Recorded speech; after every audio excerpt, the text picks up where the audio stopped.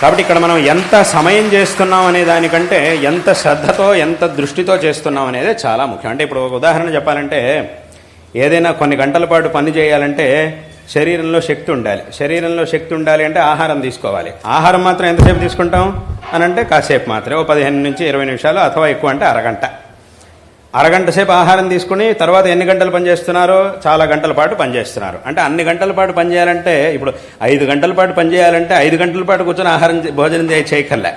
5 గంటలు కూర్చొని భోజనం చేస్తే ఇంకా వాడు పనిచేయడానికే పనికిరాడు, దేనికి పనికిరాకుండా పోతాడు. కాబట్టి నేను 5 గంటలు పనిచేయాలండి, కాబట్టి 4 గంటలైనా భోజనం చేయకపోతే ఎలాగా అని అనడానికి వీలేదు. 4 గంటల పాటు ఎవడు భోజనం 5 గంటలు పనిచేయాలన్నా కూడా భోజనం మాత్రం చేయాలి. దానికి కావాల్సిన శక్తి కావాలంటే ఆహారం తీసుకోవాలి. ఆహారం తీసుకునే సమయం ఎంత అంటే 15 నుంచి 20 నిమిషాలు, అరగంట, అంతే, అంతసేపు మాత్రమే.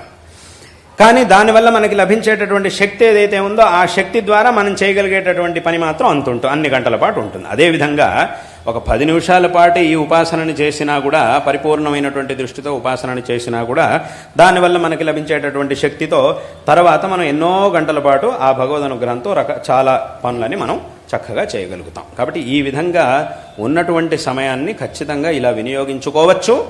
ఆ 10 నిమిషాలు కూడా సమయం లేదు అని మాత్రం ఎవరు అనడానికి వీలేదు. ఎందుకంటే ఖచ్చితంగా 10 నిమిషాల సమయం రోజుకి ఖచ్చితంగా ఉండనే ఉంటుంది. ఎన్ని పనులున్నా కూడా, ఏమున్నా కూడా ఆ 10 నిమిషాల పని అనేది తప్పకుండా, 10 నిమిషాల సమయం అనేది తప్పకుండా అందరికీ దొరుకుతుంది.